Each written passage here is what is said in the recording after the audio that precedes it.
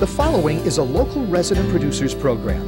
The program content is the sole responsibility of the producer and does not necessarily reflect the views or policies of CATV2, Oshkosh Community Access Television, the City of Oshkosh, the Oshkosh Cable Television Advisory Commission, or Time Warner Cable.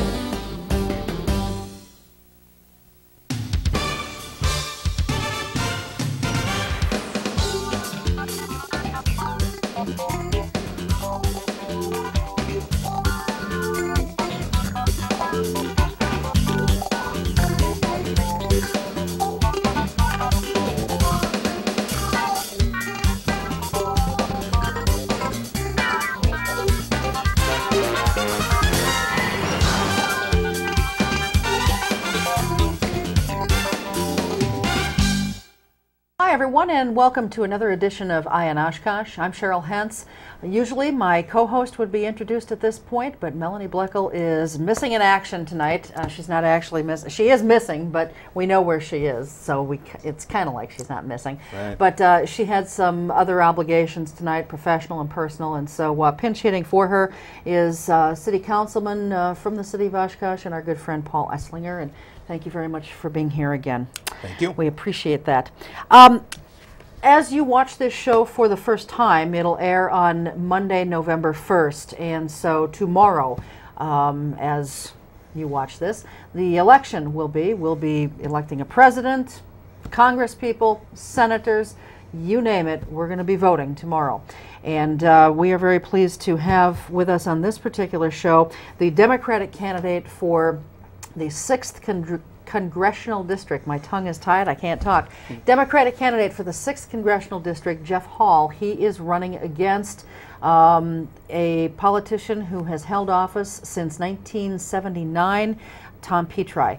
And welcome. We're very pleased that you could join us. We know it's kind of late in the game here, but you know, trying to get schedules together and everything else has been a problem. So thanks for having me. I really do appreciate it. We appreciate it a great deal. Cool if we can move it up a day or two. But yeah, well, that's true. But better late than never. To those who haven't voted early. Yeah. That's right.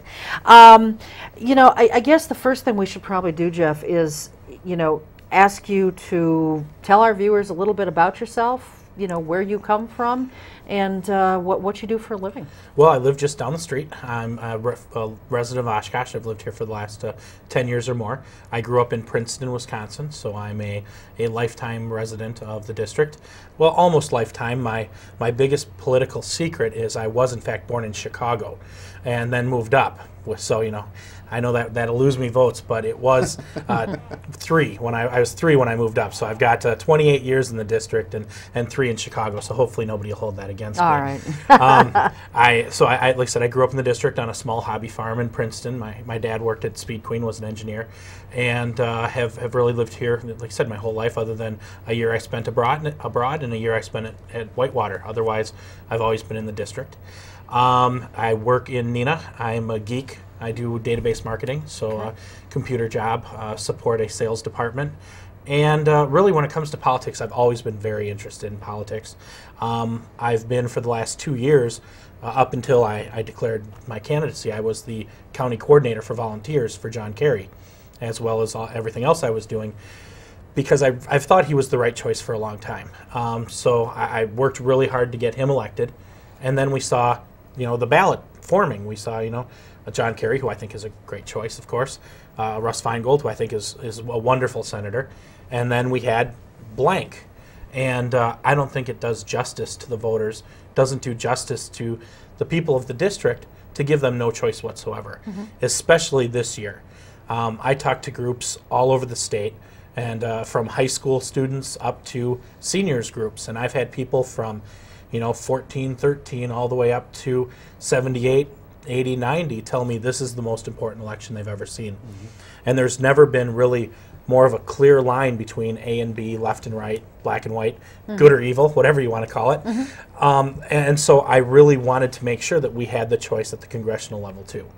And so other than choice, were there other reasons why you decided to get into a race? I mean, this is a pretty hefty battle that you're in. Oh, very much so. I'd like to say he's got $1 million, I've got stickers.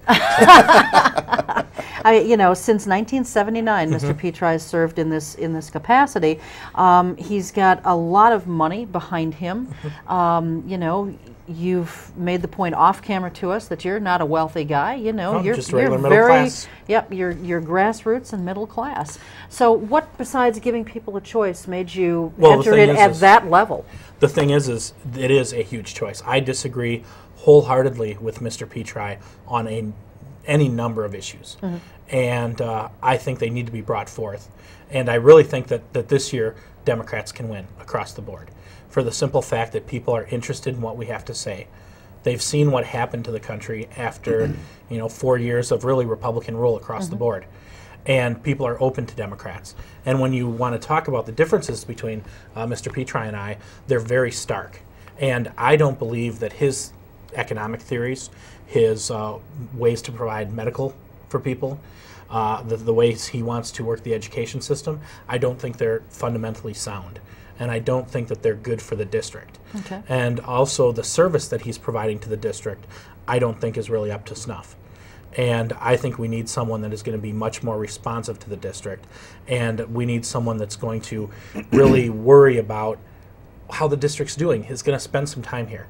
So sure, there's the whole running because I want to bring issues forward, running because I want to make sure that there's someone else on the ballot. But mostly I want to run because I think I can do a much better job for us than Tom Petri's doing. Okay.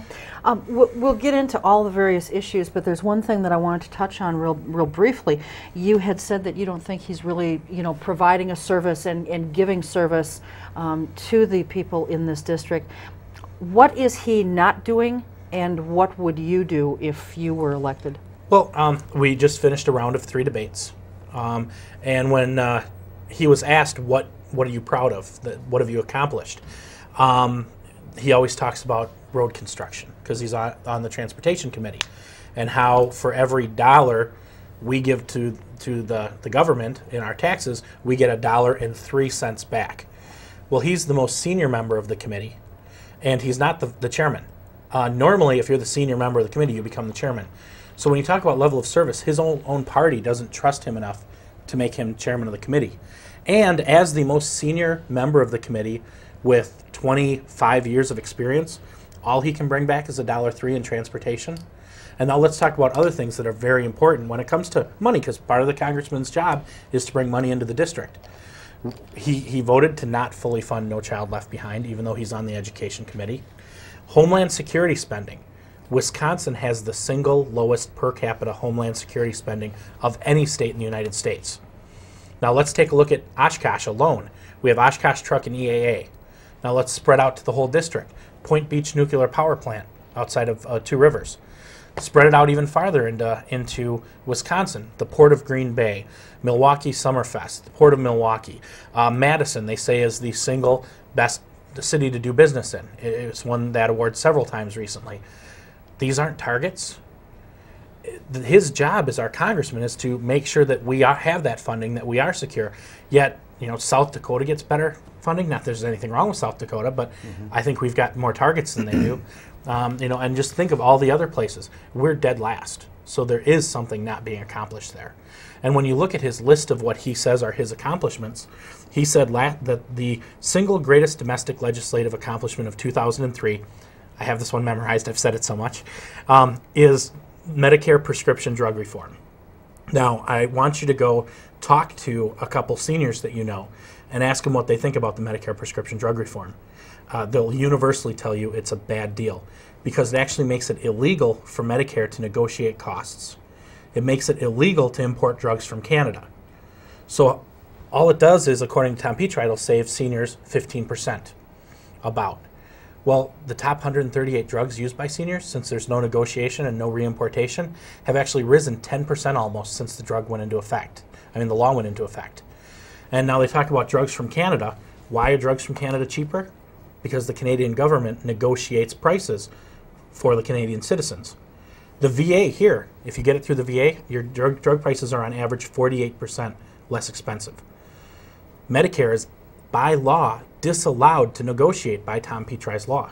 So why would Tom Petri say that that is the single greatest legislative accomplishment of 2003? If you look at Walgreens' corporate report, they said that that law alone should add 75 to 100 million new full-price prescriptions to their books. Tom Petri owns up to $25 million worth of Walgreens stock. So when you look at him, at what he's doing, he's not representing us, he's representing his own business interests. This is universally a bad law, and what people need to remember, this law passed by one vote. If you want to make sure that we get the drug prices that we really need, we have to change that vote. And so that's one of many issues that I disagree with him on. And if you looked, for some reason, the Northwestern did recommend him for, said vote for him. I disagree, by the way. It's not the first time I've disagreed with the Northwestern. Not that I don't still read it, and it's a good paper. But they admonished him right along with it and said he should have abstained. And if he would have abstained or voted against it, which would have been in the district's best interests, that law would not have passed. We would have had it amended, and we would have had a real benefit for seniors. Paul, go ahead. Yeah, Jeff, I just want to take a step back before we get into the issues of the district. Just kind of a philosophy. We were talking actually before the camera started. You said that you were, a Democrat, and you were a staunch Democrat. And, right. The question I have for you is, and I've been on this show as a guest, and I've been very critical of the two-party system. And I want your opinion on this. Why is it, and do you believe that Democrats are always right and Republicans are always wrong? Are Republicans bad people? No. Do they ever come up with it? See, I think people get so disenfranchised with that, and I'm not saying you, I'm just saying in general, and the Republicans do the same thing. Does that make people just so disenfranchised because they're so sick and tired of hearing about how the Republicans are bad or the Democrats are bad? Just as a blanket statement, I just want your thoughts on that. I don't think that either the Republican people are bad or good or the Democrats are bad or good. However, I think that the majority philosophy behind the parties, one is going to advance our interests and the other one is not going to advance our interests. We've seen what happened now after really 4 years of purely Republican rule. They have Congress, they have the presidency, they have the Supreme Court. And look where we are. So I don't think it's because they're bad people. I think it's because their basic philosophy is flawed. And I think George Carlin, of all people, put it great recently in an interview I saw of his. He said that Democrats are the party of people and Republicans are the party of property. And when you really break it down, it's that simple. What do we talk about? We say how we want to provide health care for everyone, affordable health care for all. We want to make sure we have good paying jobs in America. We want to make sure that we have an education system that is fair and available to everyone that's willing to learn. So we're talking about things that'll help people. Republicans talk about how we're going to cut your taxes. They talk about how, heck, if you look, George Bush even uses the theme of the ownership society. So they're more concerned about property. And so that's really the basic where the line comes down. I debate Republicans all the time, and it's like I said, it's not that they're bad people. I just disagree with their philosophy, and I think we need to make sure that we have a philosophy that's going to advance all of America, not just segments. Do you disagree with the philosophy? And I think Republicans would say that money is better left in your pocket than the government's. Do you agree with the philosophy that Democrats generally like government-run programs, where you're taking my money, giving it to representatives to spend, where I can't spend that money? Do you think Democrats generally do that, or is that just a misconception? I think that what it is not really a misconception. It's a rash oversimplification. Nobody wants to pay taxes, yet everyone wants service from government. Okay? When that same person that says, well, I want to keep my money for my business, or I want to keep my money for what I'm doing, still wants to drive on good roads, still wants to have police officers. I'm sure you run into it in your budgeting processes all the time. I know I've listened to the problems you have. Many of them, many of them, yes. So the thing is, not you necessarily by yourself. So really the thing is I guess the big difference, and this came out in our debates, and I understand it is going to be showing, is who should have the money in their pockets. I personally believe that if we want the American economy to grow, we need a lot of good-paying jobs, and we need to make sure that we have extra spending money in the middle and the working class. That's what we need. If you look at what the Bush tax cuts, supported 100% by Tom Petri, did, is they said, what we're going to do is we're going to give the incredibly wealthy a tax cut. Because if we give a wealthy business owner an extra $30,000, they'll hire somebody new. That was the big theory. Well, that doesn't make any sense whatsoever when you really think about it, for the simple fact that if you're in business, you're only going to hire someone new when you have increased demand for your product or service, so therefore you have to hire someone new. So if we want increased demand for products or services for business, we need to make sure that the people who really spend the money have it, and that's the middle class, and that's the working class. The net result of the Bush tax cuts were a loss of disposable income for people like you and me. Because I disagree with that.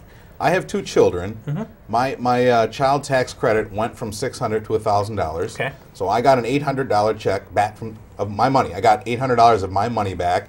And my income tax, I think, went down 1 or 2%, which gave me more money in my pocket, so I can go out and spend on the things that I want for my family. So I'm not disputing that the tax cuts helped wealthy people and businesses. They probably did, but I think it cut across a large demographic actually, and quite frankly, people that make a very low income probably shouldn't get a tax break because they don't put money into the system. They don't put a lot of money into the system. Well, I guess that you can rank the amount of things people are doing for the system differently. But let's talk about the money that you send to government.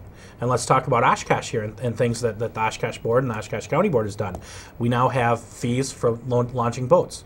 We now have fees for certain garbage pickup. We now have fees for, so sure, you might have gotten that $800 back, but now when you try to send your kids to school, or you try to get your garbage picked up, or maybe you want your kids to join a soccer league, you have an extra fee for all of that stuff. Sure. So now the pure amount of money that you are sending government has actually gone up. Because when you put your kids through school, it's going to cost you a lot more than that child tax credit. So the amount of money that you are giving to government has gone up. Now you take that wealthy person that got a $12,000, $13,000, $14,000, $20,000 tax break, they still have to pay the same extra $1,200, $1,300 in fees that you have to. But it's off of $12,000. Your fees, you got $800 back, but you have to pay $1,200 in fees. What the tax cuts did is it just simply shifted the tax burden from the wealthy to the working class, and I think that's wrong. And then those who don't have any children got no tax cut. No, that's incorrect. There was a slight tax cut. If you made about $40,000, you got about a $700 tax cut. Everybody doesn't make $40,000. So. Well, that's the median income for Wisconsin. But if you made between 50 and 75, your base tax rate actually went up. Well, I mean, you're getting back to the fee situation, as you probably know here in the state of Wisconsin, the good folks down at the state decided to cut shared revenue because they got us in a mess, and now they want the little guys like me to get us out. But one reason they cut shared revenue, though, is because of the federal tax cuts, because the state tax system is tied to the federal tax system. And when you cut federal taxes, you're automatically cutting the state taxes, and they are bringing less money in because of it. So part of that system that we're talking about goes all the way back to these expensive tax cuts for incredibly wealthy people that we cannot afford. Well, I think it all ties together. The fee system that you're talking about, like taking your stuff down a Witzel, the boat launch fees, I think, first of all, I dispute a lot that fees are taxes. They are not taxes. They're nowhere near taxes. Taxes are something that a broad base of people are going to pay. I would argue the people that use the facility on Witzel is the minority of people in the city of Oshkosh. People that use the boat launches are the minority of people. So when we get $1 million less in the city of Oshkosh from shared revenue, we've got to come up with that money somewhere.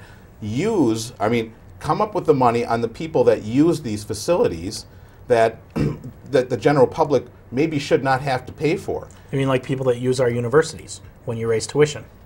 Well, I don't raise tuition. No, but that was 100% though a result of these tax breaks are the raises in tuition, and I think that's wrong. If you look at just basically, if you're from a family that makes $75,000 or more a year, and you're a qualified high school student, your chances of going to college are 5 and 6.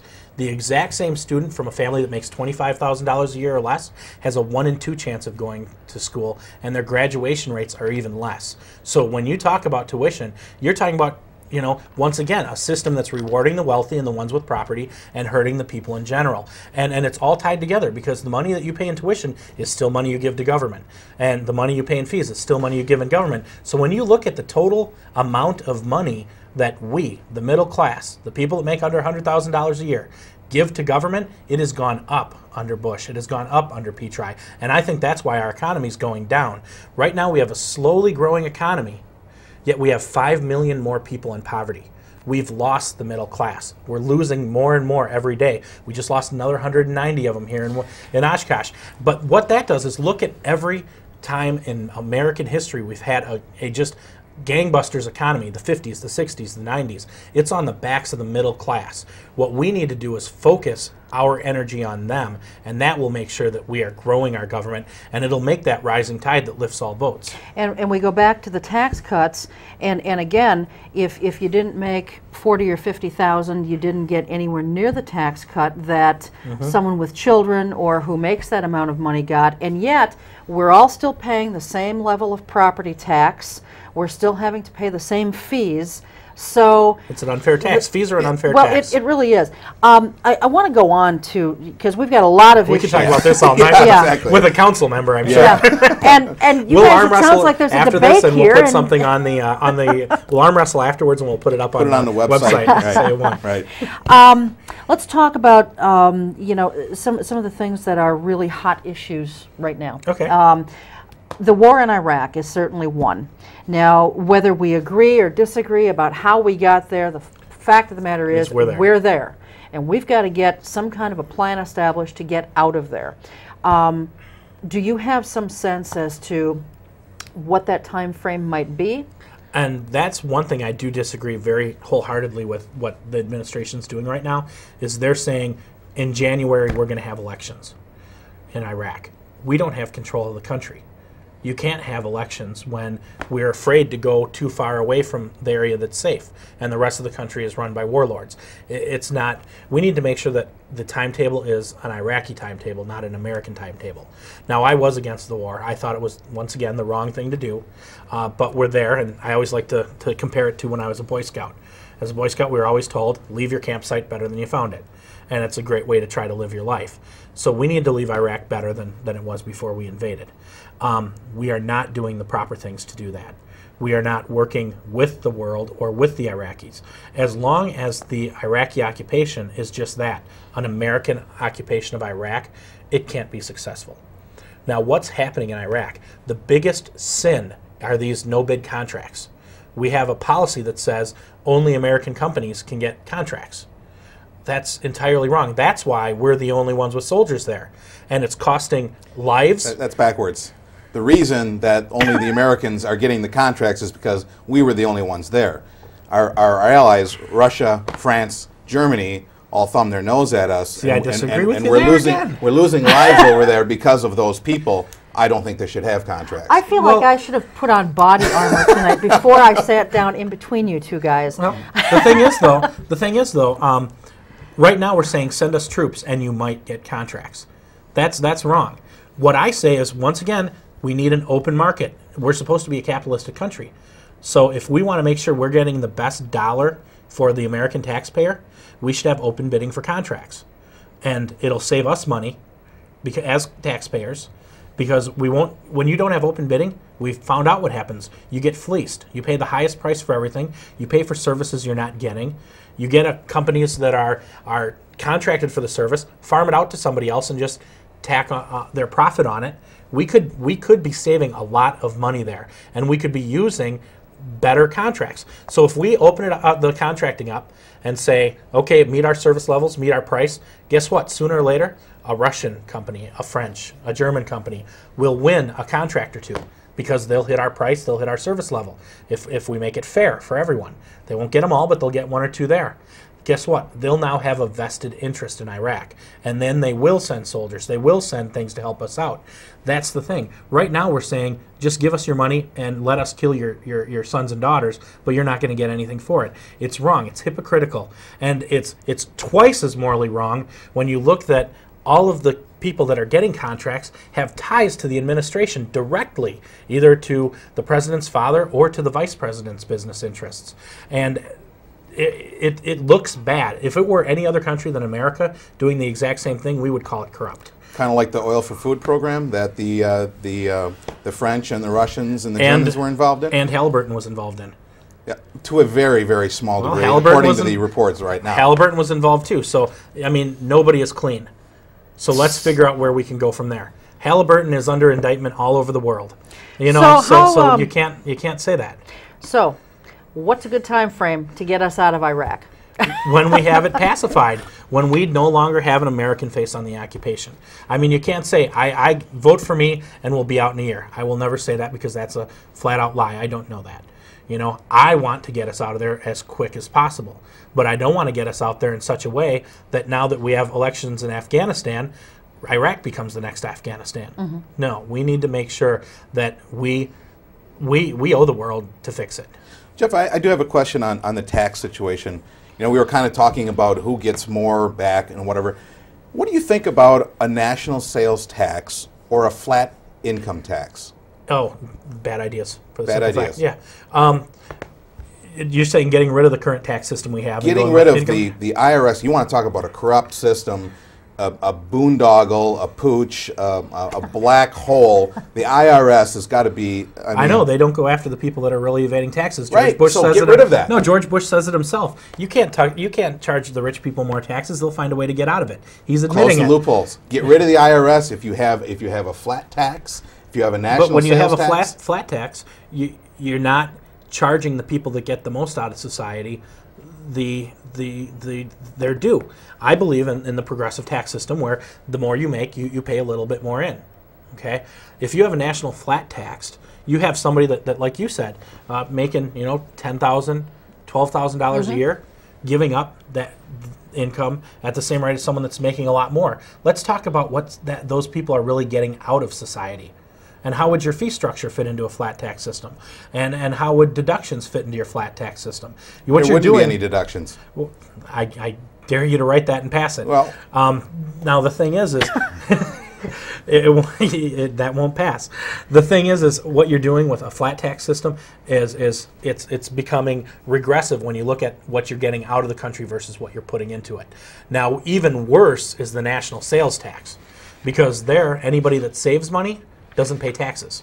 So that is the ultimate in a regressive tax system. That means that the poor will be financing the entire country, and that is immoral. It is absolutely immoral. How are they going to finance the whole country? Well, when you look at it in terms of percentage of tax paid, if you have someone that can actually save, they'll be paying less taxes because they'll be saving money rather than buying things. Unless you want to put taxes on savings accounts or things like that. Now, if you have someone that lives paycheck to paycheck, and say you have a national, pick a number for your sales tax. 15%? Oh no, it had to be more than that. Probably 25-30%. Okay, so you have someone that's making $12,000 a year, and all of a sudden you've put them into a 25% tax bracket because they live paycheck to paycheck. But they pay no income tax. Yeah, no, but they're going to pay 25% of their income in taxes because they live paycheck to paycheck. Everything they get in, they spend. So what you have then is just a huge tax burden on someone that makes $10,000, $12,000, $13,000, $14,000 a year. Now you take someone that makes $1 million a year, and maybe they spend $100,000 a year. So then they pay $25,000 in taxes. On $1 million, that's what, 2% or less than 2%? Yeah, but rich people usually buy expensive products. When you start multiplying 25% times $1 million product, you got one hell of a lot of taxes. No, we're talking income. Okay, I'm saying getting rid of the income tax. You're not making the logical leap here. Okay, let's try this one more time. If you make $12,000 and you live paycheck to paycheck because you have no savings, 25% of everything you bring in, you're going to give up in taxes. Do you follow that? No, I don't. Because I'm buying goods and services now. First of all, if I'm making $25,000 a year or whatever the number was, I'm getting $25,000 a year. I'm not paying any income tax. But now, if you live paycheck to paycheck, you're spending every dollar of that $25,000, right? But if I'm living paycheck to paycheck now, what's the difference if I am now or if there's a flat tax or a sales tax? Basically, you're going to have 25% more in your pocket because you're not paying that in income tax, right? No, not at all. Not at all. That's Let's what at- yeah, you're saying, exactly. right? Yeah, but that's you're absolutely wrong. For the simple fact that, okay, let's try this one more time. You make $25,000 a year. You live paycheck to paycheck. That means you spend every penny of that $25,000. Why am I living paycheck to paycheck? First of all, I don't understand that. Have you ever tried to live off of $25,000 a year? I suppose I could. I mean, I make more than that, but I mean, you live within your means. If I'm You need to make $10.51 per hour to rent an average 2-bedroom apartment anywhere in Wisconsin. That's the average. So if you make $25,000 a year or under, you're going to spend every penny of it to stay alive. And if you are not accumulating savings whatsoever. So therefore, if you have a sales tax, you're spending all $25,000 that you make. So that means of your income, you're paying 25% of it in taxes. That is unfair. You only actually get 75% of your income. Now you move that to someone that makes $100,000 a year, $1 million a year. They actually can save. Now every dollar that they save is money they're not paying taxes on, since you're saying it's just income tax, right? So when you look at it, I mean, since you're saying it's just sales tax. Right. So when you look at it, what's really happening is you're reducing the tax burden on anyone that makes enough to be able to save, and you're increasing the tax burden by percentage on anyone that has to live paycheck to paycheck. It is a rotten, immoral thing to do. Okay, I guess we'll just agree to disagree. Well, I'm not sure that you guys are really understanding each other. I mean, I think I've got it. Paul, you're suggesting just eliminate the income tax altogether. Yes, you which will pay would no put income more tax. money back in your pocket, because currently people are having it pulled out to go into the tax system. So I think you guys just aren't understanding each other. But in any event, let's go on to another hot topic. The Patriot Act is one thing. Where do you stand on the Patriot Act? Good idea? Bad idea? I would have voted against it. There are things in there that are very necessary and probably needed to be done. However, it's missing two simple words. Two simple words that the entire country is based on: judicial review. You know, right now they can do it without cause. The whole country is based on the theory of checks and balances. And right now, there is no balance to that check. So until that is added into it, I would never vote for it. I think there are certain situations where they don't have to go before a judge, but I think in most of the situations they do need to have a judicial review before they can check on someone. Now, again, I think there are some things where they don't need to, but you know, if you can hold an American without a lawyer, without knowing what he's charged with, which you can under the Patriot Act, that's not. How many times has that happened? It has happened. I mean, look at they said Padilla. He hasn't been charged with anything yet. He hasn't seen a lawyer. The guy that they arrested that held dual citizenship in Saudi Arabia and in America, that they held him for years, saying he was too dangerous to let go, too dangerous to even talk to a lawyer. They just freed him. They didn't have anything on him. Yeah, and then he went out and committed a crime, I believe. No, he didn't. They deported him. There was one person that they did let go. I think it was down in Guantanamo. They had to let go because of some fancy liberal lawyers that wanted him to let go. Actually, there are no fancy liberal lawyers in Guantanamo because they're not letting them. They're paid through the ACLU. No. Anyway, this guy was let go, and he committed another crime. He was involved in terrorism somehow. If you can tell me where he committed the crime and who the lawyer was, I'll believe you. But I haven't heard that. I'll check on it for you. Okay. All right. You know, in this coming year, not the baggage handlers, but the airline inspectors, that is going to be taken out of the government's hands, or you can opt out of it and hire a private contractor to do it. Do you think that is a good idea, or should we have the government continuing to do those inspections? Well, if you look at it, they were private before, and then we had 9/11, and the decision was made that this is too important to have in private hands. So we put it in public hands. And now, 3 short years later, we say it's okay to go to private hands again. I would be very, very curious to see what the guidelines are going to be. Have they changed? And how can we make sure that there are no shortcuts based on profit? Now, there's one thing that the government does very well: spend money. We all know that, right? So when there are services that are so important that they're more important than profit margin, the government should be doing them. I personally believe keeping us safe is one of those. Would you hire a private police department You know, look what happens in private prisons. We have a lot of troubles with those.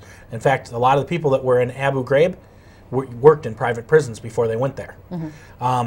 Look at, would you like say your house is on fire. Would you want a fire department to come that's worried about cost containment, or do you want them to just blow the wad and save your stuff? So no, I think that should stay in public hands. It's too important. Okay. Jeff, one thing, as a city council member, every once in a while we get these grants. They're from the federal government. They go down to the state and then the local municipalities. And one of them is my favorite. I think the last time the city of Oshkosh received a grant for $5,000 for the police department to check inside of people's vehicles and make sure that they're wearing their seat belts. Now, if the city of Oshkosh is getting $5,000 for that, I can only imagine how much money is just being wasted on programs like that. Are you in favor of programs like that? Well, we have laws that say people have to use their seat belts. They Absolutely. should already be.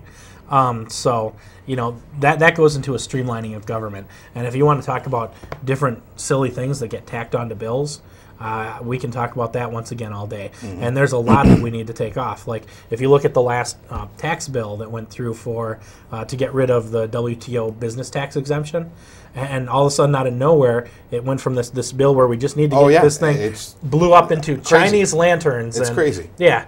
You know what? That's something we need to make sure that we did. Now, the thing is an extra $5,000 for the police, I'm not going to argue with that too much. If it's an extra $5,000 so that, you know, like, once again, we can help Chinese lamp importers, like in the tax bill, that's when I'm going to fight. But when you have to pick and choose your battles, if we can get an extra $5,000 to the Oshkosh Police Department, but see, I'll try to make a battle. Leave that money, leave that $5,000 in our pockets. I mean, do we want to pay police overtime to be running around? You're talking about a violation of civil rights. I'm not saying it's a violation. No, I know what you're saying. Why are we wasting this money for people to run around and see? First of all, I don't think I should have to wear my seatbelt to begin with. Well, what I'm more saying, government though, restrictions, but it's just a waste of money. No, what I'm saying is the $5,000 targeted for that particular purpose is pretty silly. But an extra $5,000 to the Oshkosh Police Department, I'll fight for that every time because we know they need more But shouldn't funds. municipalities send a message to these federal people saying enough is enough? You know, I don't mind having it here, but if you keep sucking and sucking and sucking, the money's going to keep coming, and then they want more, and they go, well, we got this program, now we can have another program, we can get more money. Where does it end? Use the money for something more important. Well, we now know that Paul's stance for his next election is stop sending Oshkosh money. So. Oh, I'm not saying. Actually, we had a program for helmets for kids, bike helmets. Great program. That's something that's going to benefit someone. Yeah. But checking to see if someone's wearing seatbelts, waste of money. Well, and especially when from the state, though, like you it's said. not something where they can automatically stop you for that anyway. So, Give them time. the Defense of Marriage Act, that is another very hot topic this year. Well, that's state, but they're trying to work on a constitutional Well, I know, but there is a amendment. constitutional thing that is at the federal level, and you know, Bush is pushing for this. To be honest, I think while I do support, I don't call them civil unions or whatever, I think that a lot of the Defense of Marriage Act is simply a distraction. There's a great book out there called What's the Matter with Kansas. I really recommend people read it. It's either What's the Matter or What's Wrong with Kansas. But it talks about how when you look at Republicans, they have their social agenda and their economic agenda. And they keep advancing their economic agenda, you know, tax breaks for the wealthy, all these corporate tax breaks, and a lot of things ships jobs overseas that don't help the people. Yet they run on their social agenda, which is, you know, abortion, gays, things like that. But they haven't advanced that at all. So what they're doing is they're using their social agenda to get people to vote against their own economic interests. Now, the way I look at the whole gay marriage thing, and I'll even say the word marriage, even though a lot of people won't, is it's when you get married, what happens? Now, I'm not married, but Paul, you can talk about it. Two things What happens? You want me to tell you what happens? No, but two things happen. Just kidding, honey. You walk down the aisle, and the priest says you're married, right? Mm-hmm. But then, right before pictures, what did he do? He pulled you aside and made you sign some papers. Mm-hmm. Well, two things actually happened there. One was the church said you were married. And then the priest, not as a priest, but as a deputized justice of the peace, said, the state says you're married. And then I'm going to get taxed more. The second part is merely a financial transaction. That's all it is. You're right. You're going to get taxed more. Your incomes are now one. You're liable for each other's bankruptcy. You're liable for each other's hospital bills. That's all that the gay community is fighting for, is we want to be more responsible citizens. Just like you said, my tax bill went up, all of that. That's all they want. It doesn't affect church at all, because we have a separation of church and state.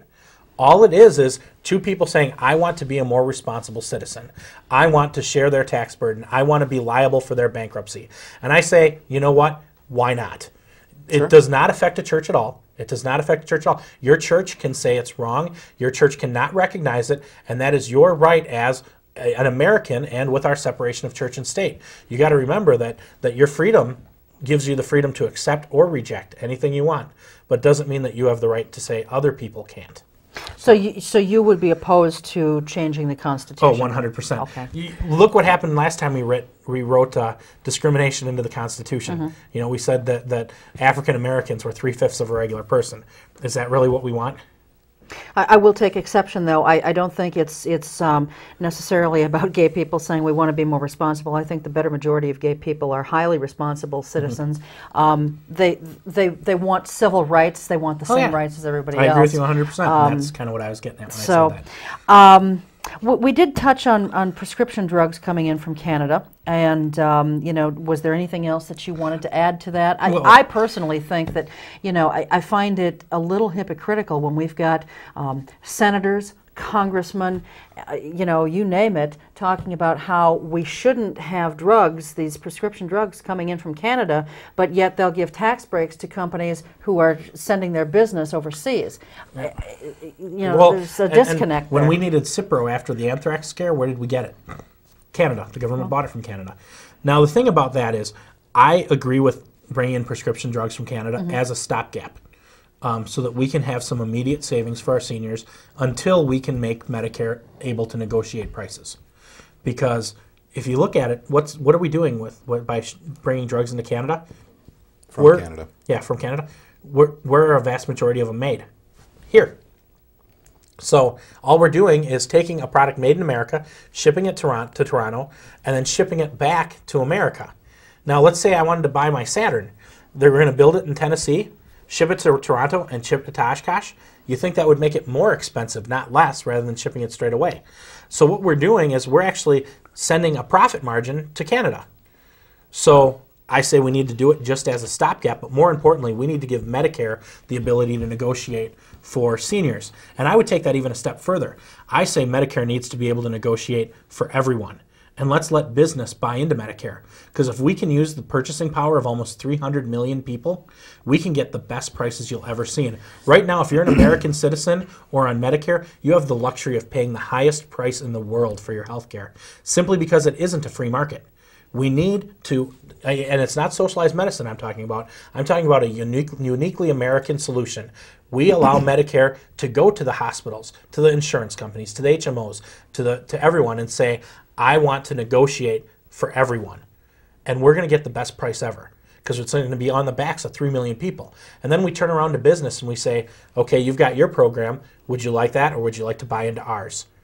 They're going to buy into ours because we're going to save business money. That's going to create jobs. It would have saved the leech jobs if we would have had really good low-priced health care, because they even admitted that we made a better product here than in Canada. They just couldn't afford it here.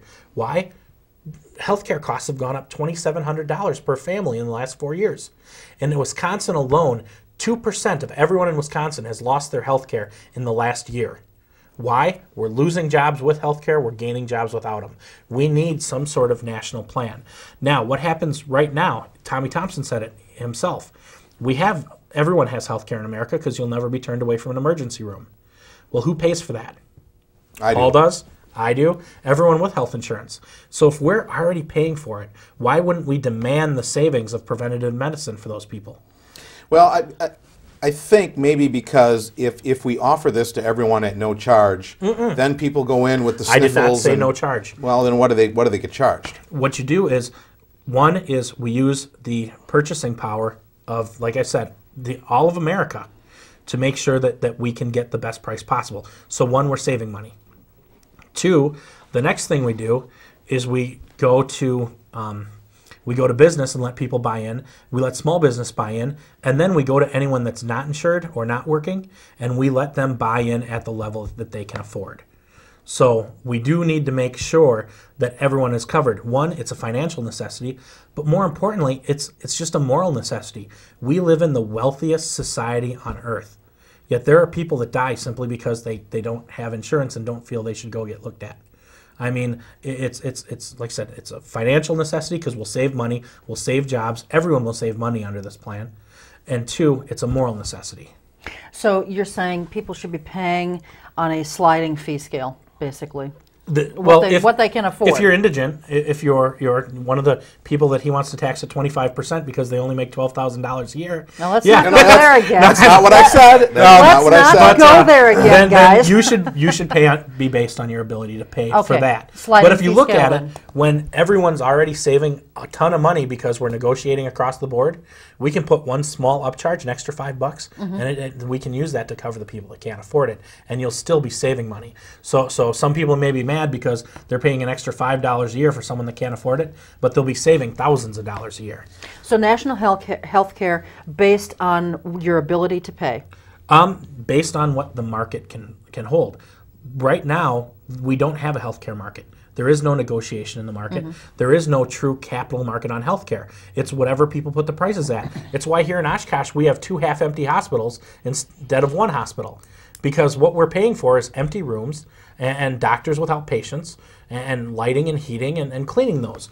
But if we had a real market in healthcare, we could shake out the people that aren't efficient enough. We could shake out the businesses that have the profit margins too high. And I see the only really poor recourse to the whole thing is we'd have to sit through less Viagra commercials. Jeff, I have a question for you. Why is it in the United States, if I want to go out and buy a vehicle, if I want to buy a Chevy, I can get on the internet and I can tell you what, where it's made, how much it costs, but you every have no idea option.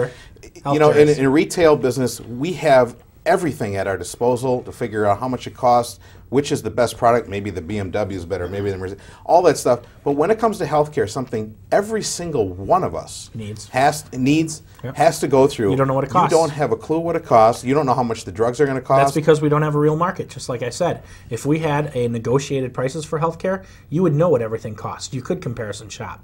I mean, you could make sure that you're saving money. And when you look at these new prescription cards for seniors that Petri said was the greatest thing they did in 2003, they change.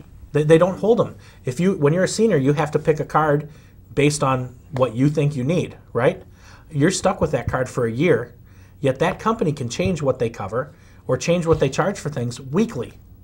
So that's, once again, there is no market. There is no competitive market. They lock the consumer into something, and then the company can just change and charge whatever they want. It's looking at it backwards. We need to make sure that Medicare is a commodity, just like everything else. We should make sure it's negotiated on an open playing field. Would you consider it price fixing? The prices will be fixed automatically because we will be going to... I mean, what we have now, would you consider it price fixing? Oh, yeah, totally. Monopolize almost.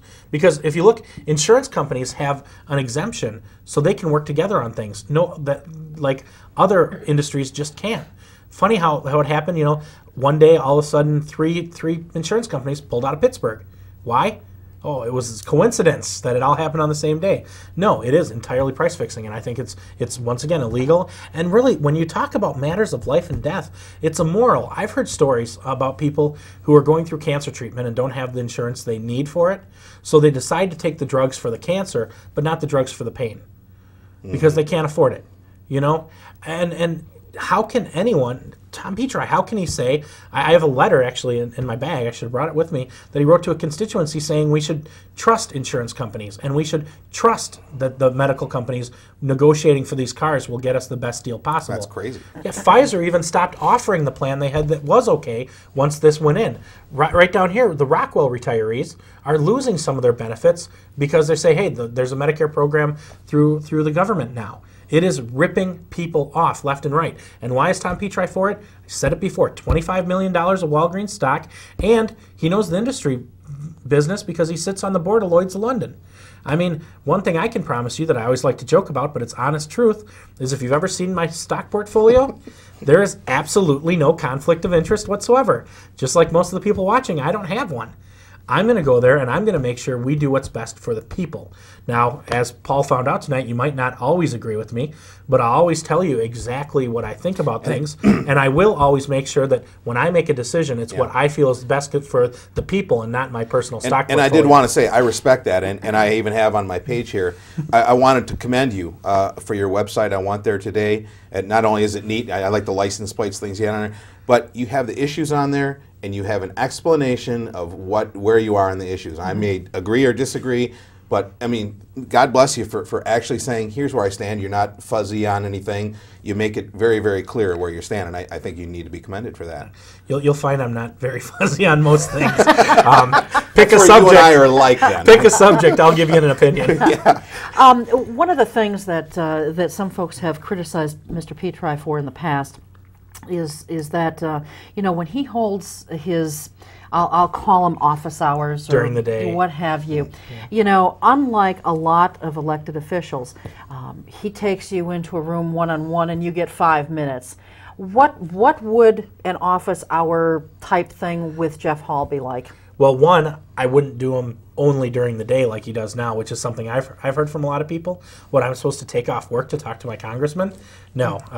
I might have some during the day and I might have some at night. But one thing I can guarantee you is, well, one, I'll be a Democrat in a district that leans Republican. So I'll work very hard talking to you, that's for sure.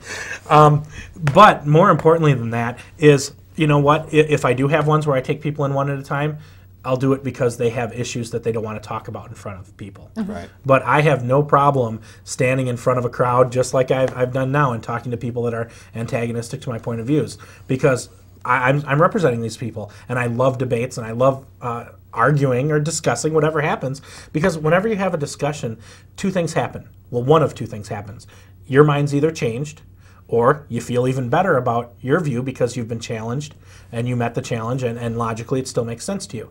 So I will always be available to my constituents. I will have hours. Well, I'll probably do both. First maybe I'll have the group discussion, and then afterwards anybody that wants to talk individually. And if you've ever been to one of the events that I've given a speech at, or the debates, the 3 debates I had with Petri, people made comments about how, Jef, you're still here. Everyone else left. Carol Ann and Tom Petri, both as soon as they were done, shook 3 hands and they were out the door. Whereas I stayed. I mean, hey, there was free milk and cookies, so and talked to everybody until it was over. That begs a question. Do you think the career politicians that we have, are they just out of touch? Are they so used to that job and getting into that rut, getting into doing what they do, that you just, the blinders on and they don't see anything anymore? Give me your opinion. Some are, some aren't. I mean, if you look at, and now Russ Feingold's a hero of mine, he still goes out and talks to people all over the place. And I've seen him where he had some place to go, but there were 3 people waiting to talk to him, so he just was late for the next thing. But there are certain people. Now, Tom Petri's been in there 25 years, and I don't know if maybe he's more interested in other interests than he has, than being a congressman, because you don't see that. You don't see him out talking to people. He sits on the education committee, okay? I was invited to talk to the teachers in Fond du Lac, and he was invited as well. Well, guess what? I went, he didn't. When you looked in the paper, he'd gone to a car dealership the day before to talk to the people that were there. But now he went and talked. Nothing wrong with people who work at car dealerships. They're wonderful people. But when you have someone that's asked to talk to the teachers in his hometown, who sits on the education committee and says no, but is at a car dealership the day before, and you look on OpenSecrets.com and see that, or OpenSecrets.org, and see that his single greatest lifetime contributor is the National Car Dealers Association, you start to wonder where his priorities are. My priorities are always going to be the people, and I'll always be available to talk to you. And I tell you what, if you don't come to my office hours, chances are you'll see me at Waterfest. So, I mean, enjoying the new amphitheater, no less. Right. I'm not touching that. That could be another debate, and we simply don't have time. That's a local issue. I'm not touching that. No, but I mean, exactly. I mean, I'll always be around here. Most people that I run into are, That's you? Yeah. I thought that was you, because they know me from a million other things. You know, you mentioned Russ Feingold is a hero of yours. He's a long-term politician. Some would call it a career politician. Then you've got Tom Petri, another long-term career politician. Where do you stand on term limits? I'm against term limits. Okay. As long as we get finance reform. Okay, term limits are laziness. It's a lazy way of saying, hey, you know, let's throw them out every couple of years so we don't have to spend the time learning about what they're doing. Now, one thing about Tom Petri and a lot of the career politicians is they have time to amass these huge bank accounts. One of the first things I will propose as campaign finance is at the end of any election cycle, your campaign account needs to be at zero. Yeah, anything you have left, you have to donate to charity. Not the RNC, not the DNC, not the Republican Party, but you need to donate it to a viable charity. And you have to start off at zero every time. That's not a bad idea. Because that way, you're really doing the people's work. You're responsive to the people, and it encourages competition. And there's nothing better than competition in a political realm. Is Tom Petri taking you seriously? Well, he agreed to debate for the first time in 12 years. Really? Yeah, and he agreed to 3 of them, and the overall consensus is I won the debates. Now, granted, he's not always the best public speaker, but he did say a few things in the debates that I think really need to get out there, and I'm glad that OCAD is going to be running them. When I asked him about the Walgreens stuff, he replied, Walgreens isn't a drug company. They just sell prescriptions. Same thing. They also have their own line. They benefit from the bills. When asked about ethical lapses by Tom DeLay, his response was, well, it's kind of like a traffic violation. It's not like it's murder or anything. And he used to sit on the ethics committee. I mean, so I think he is taking me seriously for the simple fact that he showed up. You know, he didn't have to. He's spending money. Have you seen the billboards all over the place? Oh, yeah. Yeah. I wish I could afford that. and he's actually out campaigning and talking to people, and he's got radio ads. So yeah, if you read both the Northwestern said that I was a viable candidate, and the Post-Crescent said that gave me a glowing review, which is something you never see, is because they both recommended Tom Petri. But in their recommendation, they took about a third of it and talked about the things I've accomplished in my campaign. The Post-Crescent even said they hope they see me around some more. So, gotta warn you, Paul. I don't have any problem with that. But so really, I think we have run a viable campaign. I think if I would have gotten into it earlier, we'd have the money that it really takes. But I think that there's a real, if you come and talk to me, once again, if you don't agree with me, I think that you'll like at least that I'll tell you about it. And I think if you look at Russ Feingold, there's a lot of people that disagree with him up and down, but also defend him to their death because he'll always tell you exactly what he thinks about something. And I think we need more of that. Now, one thing about Russ Feingold is he's the single poorest man in the Senate. One reason I think that he's got such integrity. And I'm pretty sure, I haven't done the math totally, but if I win, I'm pretty sure I'll be the poorest man in Congress too. And I'll be replacing a multimillionaire. Yeah. Well, on that note, our time is up, but thank you very much for being here. Thank you so much for having me. This was a lot of fun. And best of luck in the election. Please go to the polls tomorrow and vote. It's important, no matter who you vote for, it's important you go and vote. Thanks, Paul. It was a pleasure having you pinch hit and sitting here with me tonight. And thanks again to Jef Hall. Thank you, as always, to you for inviting us into your homes. We'll see you next time. Until then, take good care and keep your eye on us. We've got our eye on Oshkosh.